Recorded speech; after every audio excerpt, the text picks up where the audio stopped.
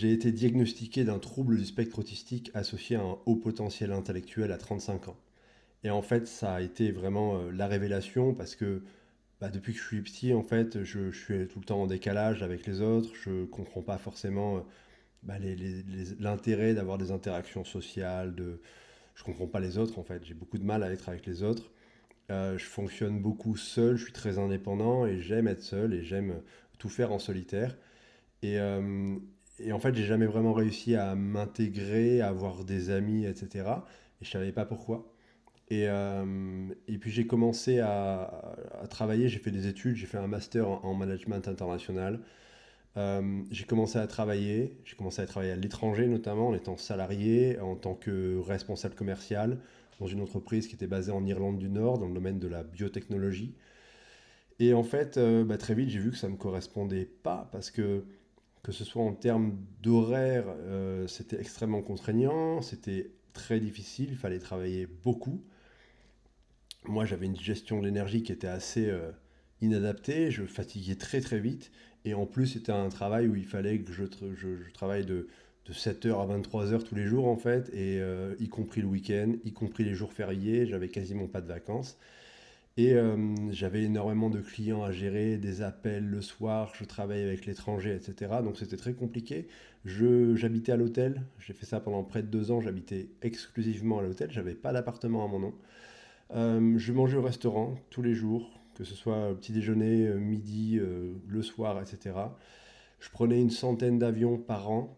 Je faisais entre 6 et 8 000 km de voiture par mois. J'avais des bureaux qui étaient à la fois en Irlande du Nord, aussi à Londres et à Paris, donc j'alternais souvent là, mais je me déplaçais tout le temps parce qu'en fait j'étais tout le temps en train de soit faire de la prospection, soit aller voir mes clients pour leur proposer des choses, etc. Donc c'était un métier qui était vraiment très exigeant et je m'étais dit que c'était peut-être pour ça que ça me fatiguait autant. À tel point que j'ai fini par avoir un accident relativement grave, rien à voir avec le travail, hein. J'ai eu un accident en VTT, je me suis fait une multiple fracture de l'omoplate qui a failli me faire perdre le bras droit en fait. Et puis après j'ai fait un burn-out. Donc j'ai été arrêté pendant 9 semaines pour l'épaule. Et puis après j'ai fait un burn-out et je me suis complètement écroulé, effondré sous la fatigue, la pression. Mes managers me demandaient de travailler pendant mon arrêt de travail parce que du coup, ça impactait trop l'entreprise, le fait que je sois plus en mesure de travailler. Et, euh, et ouais, j'ai fait un burn-out. Et donc j'ai pas compris, ça a mis un moment, littéralement j'ai passé une quinzaine de jours cloué au lit, sans manger, j'ai perdu 12 kilos en 14 jours, 15 jours. J'étais vraiment très mal, j'avais des hallucinations auditives, visuelles, j'ai fait des crises de spasmes avec des convulsions, j'ai appris plus tard que c'était des crises non épileptiques psychogènes. Mais donc j'ai vraiment eu une période difficile, ça a duré ensuite des mois à vraiment essayer de récupérer, et puis je me suis dit que c'était pas possible de continuer le salariat, donc je me suis lancé dans l'entrepreneuriat, j'ai lancé une première entreprise dans le domaine du e-commerce, seul, parce que je voulais pas m'entourer d'associés, je voulais pas lever des fonds, je voulais pas avoir d'employés, je voulais vraiment travailler seul, à mon rythme, depuis chez moi, ou depuis là où j'avais envie de travailler. Et donc j'ai fait ça, c'était en 2016 que j'ai commencé à lancer cette activité-là. Ça n'a pas fonctionné dès le départ, j'ai eu beaucoup de galères, beaucoup de dépenses inutiles, beaucoup de problématiques que j'ai dû solutionner avec les moyens du bord, hein. Et en fait, au fur et à mesure que j'avançais dans ce parcours entrepreneurial, j'ai découvert que ça me correspondait beaucoup plus que le salariat, que j'arrivais à m'adapter en fait à mon fonctionnement, qui était peut-être un peu différent, mais à l'époque je ne le savais pas. Et j'ai commencé à travailler peu.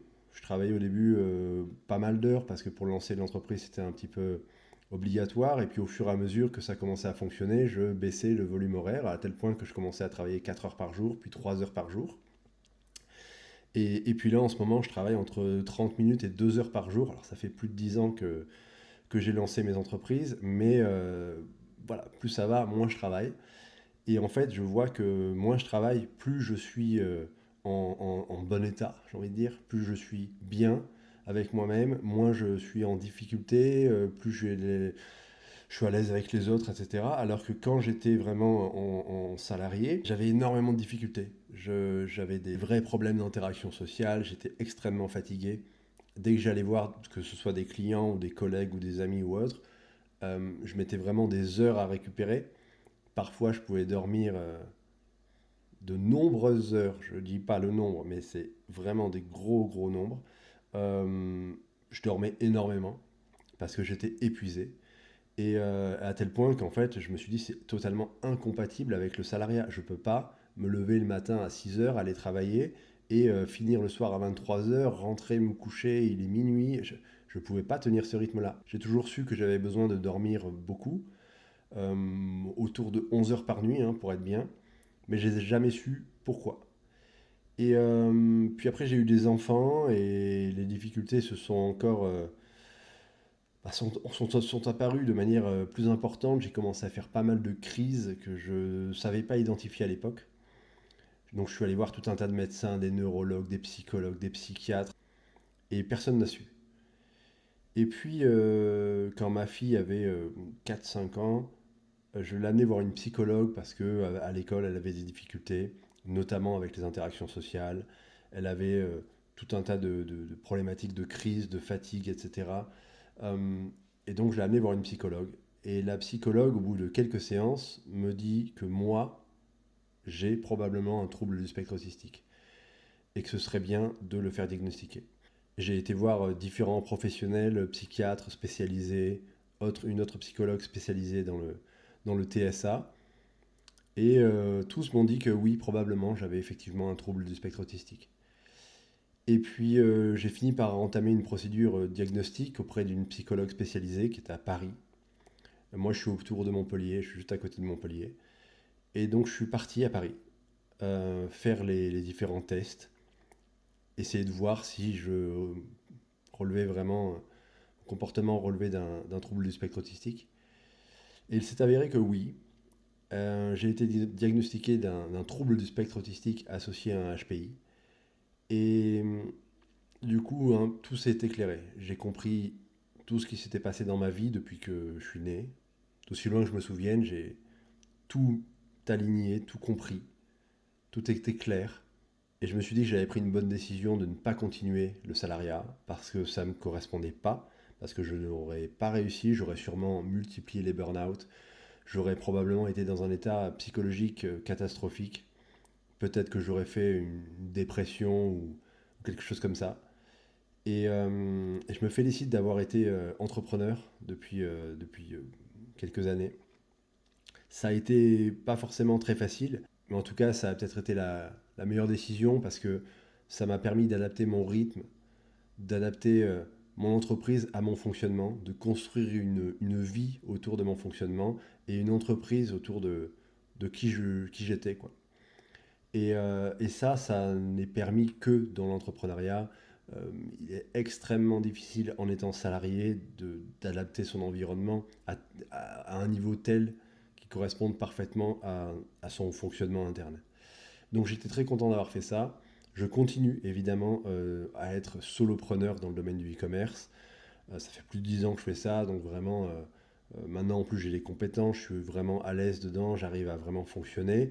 Je gagne bien ma vie parce que c'est quand même un business qui est assez facile à automatiser et à déléguer. Et donc au final, on peut ne pas avoir à faire grand-chose et quand même générer pas mal de chiffre d'affaires et pas mal de bénéfices. Donc au fil des années, j'ai réussi à me construire une vie vraiment sur mesure grâce à l'entrepreneuriat et notamment grâce à l'e-commerce.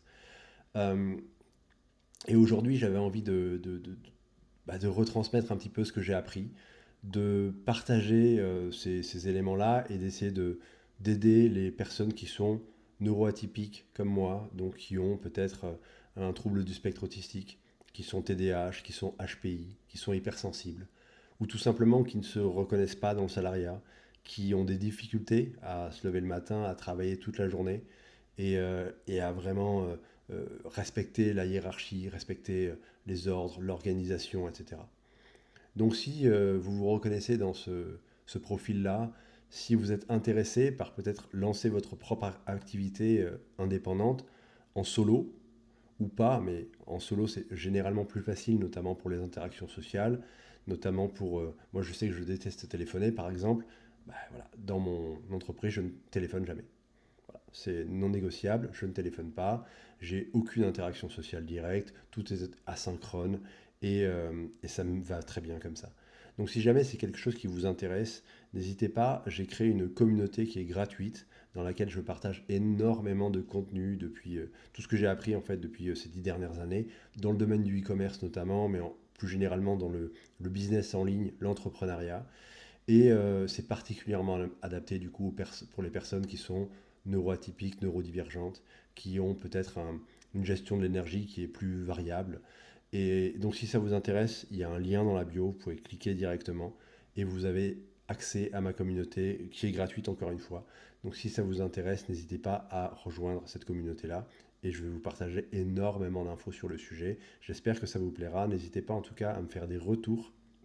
N'hésitez pas à vous abonner, à commenter et à aller voir un petit peu ce que je propose sur mes différents réseaux sociaux, à vous abonner également pour soutenir ce projet-là qui est vraiment d'accompagner les personnes neuroatypiques ou en tout cas qui ont une énergie différente, qui ne se retrouvent pas dans le modèle du salariat, à lancer leur entreprise en solo euh, autour du e-commerce ou autour du business en ligne. Donc j'espère que cette vidéo vous a plu. Je vous dis merci de l'avoir suivi et puis à très bientôt. Ciao ciao.